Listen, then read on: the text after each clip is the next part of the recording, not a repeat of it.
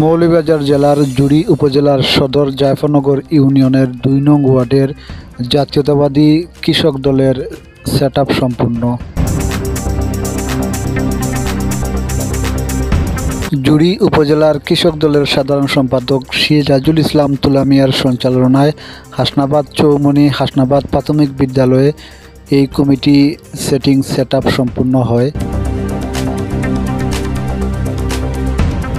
হাফিজুর রহমান মাসুক মিয়ার সভাপতিত্বে অনুষ্ঠানে ২ নং ওয়ার্ডের জনাব আশরাফ আলীকে সভাপতি নির্বাচিত করে বক্তারা বলেন, আগামীতে ২ নং ওয়ার্ডে যে বিএনপির পক্ষ থেকে কৃষক দলের পক্ষ থেকে যে কৃষি পণ্যগুলো আসবে সেগুলো যাতে কৃষকের ঘরে ঘরে সুষম বন্টন হয় সেদিকে তারা নজর দিবেন। অনুষ্ঠানে জায়ফরনগর ইউনিয়নের ২ নং ওয়ার্ডের মেম্বার জনাব আজাদ মিয়া বলেন,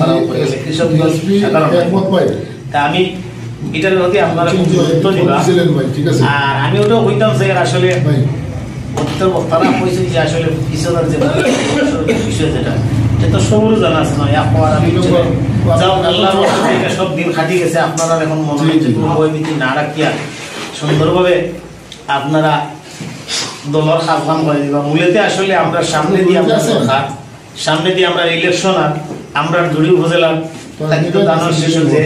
খাইবা বিশেষ করে আমরা মিটু ভাই তা আমরা তার লাগে যারা কাজ করতাম পারি বিএনপি লাগে যারা কাজ করতাম পারি মূল তো আমরা বিএনপি মূল সব কিছু মিলিয়ে তো বিএনপি তো ও মনোভাব নিয়ে আপনারা চলবা।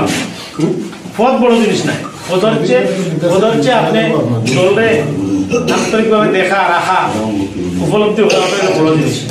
তো ইনশাল্লাহ যারা আইসেন আমি তার কাছে অনুরোধ করবো যারা আমরা এলাকার যারা প্রস্তাব দিবা সভাপতি সেক্রেটারি যারা উপযুক্ত মানুষ যারা এরা যেন আয় এটা আমার অনুরোধ থাকবো।